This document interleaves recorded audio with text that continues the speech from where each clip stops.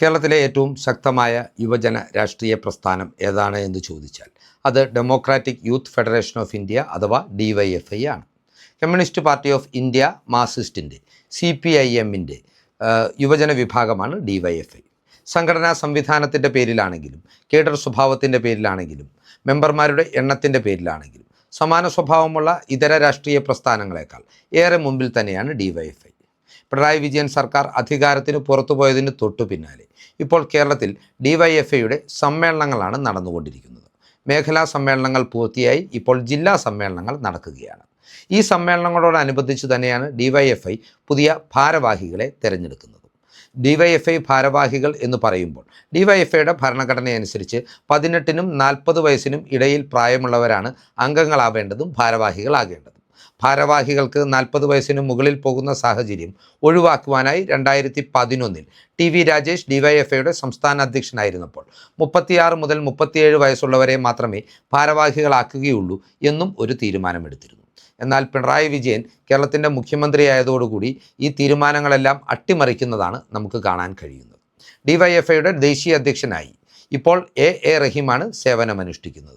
അതിനു മുൻപായി AA റഹീമിൻ്റെ മുൻഗാമിയായി ഈ പദവി അലങ്കരിച്ചിരുന്നത് പിണറായി വിജയൻ്റെ മരുമകൻ കൂടിയായിട്ടുള്ള, അതായത് മകളുടെ രണ്ടാം ഭർത്താവായിട്ടുള്ള മുൻ പൊതുമരാമത്ത് മന്ത്രിയും ഇപ്പോഴത്തെ MLAയുമായ PA മുഹമ്മദ് റിയാസാണ്.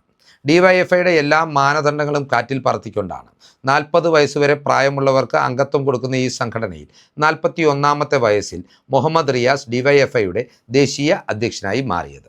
2017 1976 ജനിച്ച മുഹമ്മദ് റിയാസ് DYFIയുടെ ദേശീയ അധ്യക്ഷനായി മാറിയത്.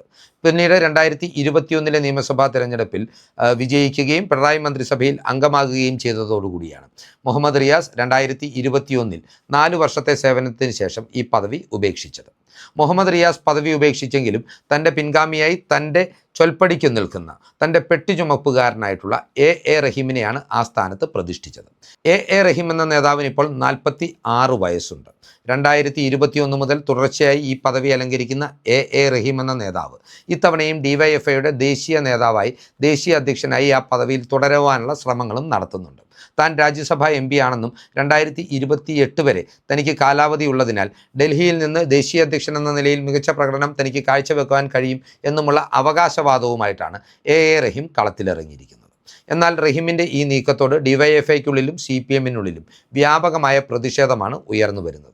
മുതുകിഴവനായിട്ടും യുവജന സംഘടനയുടെ ദേശീയ അധ്യക്ഷ സ്ഥാനത്തിരിക്കുവാനുള്ള റഹീമിൻ്റെ പിടിവാശിയും റഹീമിനെ ആ പദവിയിൽ നിലനിർത്തുവാനുള്ള മുഹമ്മദ് റിയാസിൻ്റെ ചരടുവലികളും പാർട്ടിക്കുള്ളിലെ പിണറായിസത്തിൻ്റെ തുടർച്ചയുടെ വ്യക്തമായ പ്രതിഫലനമാകുമെന്നും ജനങ്ങൾ അത് അംഗീകരിക്കുകയില്ല എന്നും ചൂണ്ടിക്കാണിച്ചുകൊണ്ട് തന്നെയാണ് ഈ നീക്കത്തിനെതിരെ സംഘടനയ്ക്കുള്ളിൽ നിന്നും മാതൃസംഘടനയായിട്ടുള്ള CPMനുള്ളിൽ നിന്നും പ്രതിരോധം ഉയർന്നു വരുന്നത്.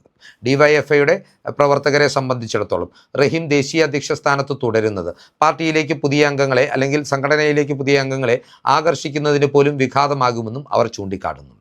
റഹീം മുഹമ്മദ് റിയാസിൻ്റെ പെട്ടിപിടുത്തക്കാരനായതുകൊണ്ട് മാത്രമല്ല, റഹീമിനെ പോലൊരു നേതാവ് ഒരു കോമാളി കഥാപാത്രമാകുന്നത് കൊണ്ട് കൂടി തന്നെയാണ് റഹീമിനെ പോലൊരാളുടെ നേതൃത്വത്തിൽ അഖിലേന്ത്യാ നേതൃത്വത്തിൽ ഈ സംഘടനയുമായി മുമ്പോട്ട് പോകുവാൻ കഴിയില്ല എന്ന നിലപാടിലേക്ക് സത്യസന്ധമായി DYFIയെ സ്നേഹിക്കുന്ന ആത്മാർത്ഥതയുള്ള പ്രവർത്തകരും നേതാക്കളും ചൂണ്ടിക്കാണിക്കുന്നത്.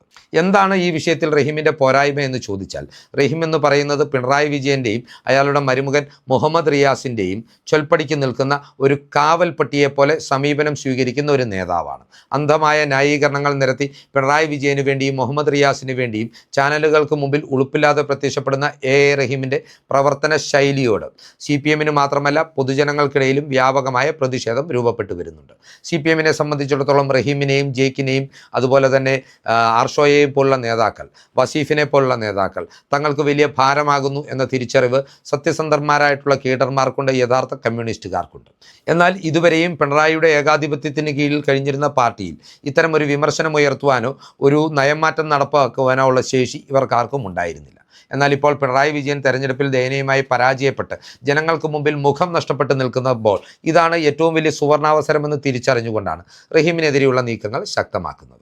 റഹീമിനെ സംബന്ധിച്ചിടത്തോളം മറ്റൊരു വലിയ പോരായ്മ എന്ന് പറയുന്നത് അദ്ദേഹത്തിൻ്റെ ഇംഗ്ലീഷ് സംസാരിക്കാനുള്ള ഒരു താല്പര്യ കൂടുതലാണ്. റഹീമിന് ഇംഗ്ലീഷ് ഭാഷയിൽ അത്രയൊന്നും കൃത്യതയോടുകൂടി സംസാരിക്കുവാൻ കഴിവില്ല, അത് വലിയൊരു തെറ്റുമല്ല.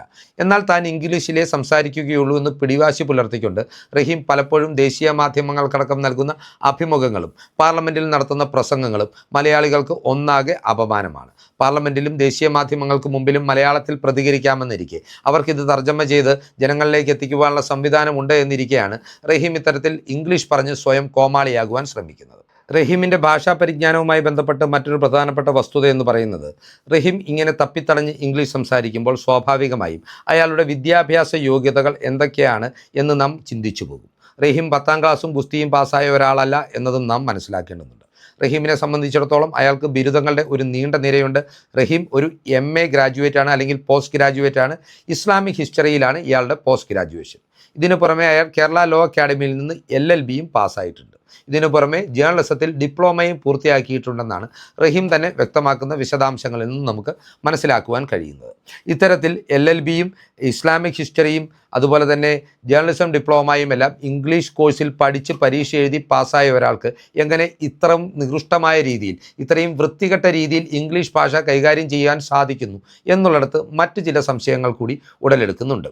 അതായത് ആർഷോയെ പോലെ പരീക്ഷ എഴുതാതെയാണോ റഹീം പാസ്സായത്? ആർഷോയെ പോലെ ഡിഗ്രി പാസ്സാകാതെയാണോ റഹീം PGക്ക് അഡ്മിഷൻ നേടിയത് എന്നുള്ള സംശയങ്ങളെല്ലാം സ്വാഭാവികമായും ഇതുമായി ബന്ധപ്പെട്ട് ഒരു ചിന്ത അല്ലെങ്കിൽ വിശകലനം നടത്തുമ്പോൾ നമുക്ക് തോന്നിപ്പോകുന്നതാണ്. DYFI നേതാക്കളെ സംബന്ധിച്ചിടത്തോളം റഹീം ദേശീയ അധ്യക്ഷ പദവിയിൽ തുടരുന്നതിന് മറ്റ് ചില പ്രശ്നങ്ങൾ കൂടി അവർ ചൂണ്ടിക്കാട്ടുന്നുണ്ട്. എല്ലാ കാലത്തും അധികാരത്തിൻ്റെ കളിത്തൊട്ടിലിൽ നിന്നുകൊണ്ടാണ് റഹീം രാഷ്ട്രീയ പ്രവർത്തനം നടത്തിയിട്ടുള്ളത്. അതിനാൽ തന്നെ അധികാരം നഷ്ടമായി കേരളത്തിൽ CPMൻ്റെ ഒരു പുനരുജ്ജീവനം ആവശ്യമായിരിക്കുന്ന ഈ ഘട്ടത്തിൽ റഹീമിനെ പോലെ സുഖിമാനായ ഒരു നേതാവിന് അതിന് നേതൃത്വം നൽകുവാൻ കഴിയുകയില്ല എന്നും CPMലെ മുതിർന്ന നേതാക്കളും അതുപോലെ തന്നെ DYFIയിലെ യുവ നേതാക്കളും അഭിപ്രായപ്പെടുന്നുണ്ട്. ഇത് റഹീമിൻ്റെ കാര്യത്തിൽ മാത്രമുള്ള ഒരു പ്രശ്നമായിട്ടല്ല അവർ ചൂണ്ടിക്കാട്ടുന്നത്. വസീഫിനെ പോലുള്ള നേതാക്കളുടെ കാര്യത്തിലും ഇതേ സ്ഥിതിയാണ് നിലനിൽക്കുന്നതെന്നും അവർ ചൂണ്ടിക്കാട്ടുന്നുണ്ട്. റഹീമിനെ പോലെ തന്നെ വസീഫ്, ചിന്താ ജെറോം, ജെയ്സി തോമസ് എന്നിങ്ങനെ അധികാരത്തിൻ്റെ കളിത്തൊട്ടിലിൽ എല്ലാ സൗഭാഗ്യങ്ങളും ആസ്വദിച്ചു കഴിഞ്ഞിട്ടുള്ള യുവ നേതാക്കൾക്ക് CPMനെയോ DYFIയെയോ SFIയെയോ ഒരിക്കലും പുനരുജ്ജീവിപ്പിക്കുവാൻ കഴിയില്ല എന്നും വെല്ലുവിളികൾ നിറഞ്ഞ ഈ കാലത്ത് പാർട്ടിക്ക് നേതൃത്വം നൽകുവാൻ കഴിയില്ല എന്നുമാണ് ഇത്തരത്തിലുള്ള പ്രവർത്തകർ, പാർട്ടിയെ സ്നേഹിക്കുന്നവർ ചൂണ്ടിക്കാട്ടുന്നത്. നമുക്കറിയാം, ജെൻസി തലമുറയിൽപ്പെട്ട കുട്ടികൾ പൊതുവിൽ രാഷ്ട്രീയത്തോട് കൃത്യമായ അകൽച്ച പാലിക്കുന്നവരാണ്, അരാഷ്ട്രീയവാദത്തിൻ്റെ വക്താക്കളാണ്. അതിനാൽ തന്നെ അവരെ രാഷ്ട്രീയത്തിലേക്ക് അടുപ്പിക്കുക എന്നത് ഏറെ ശ്രമകരമായ ഒരു ദൗത്യമാണ്.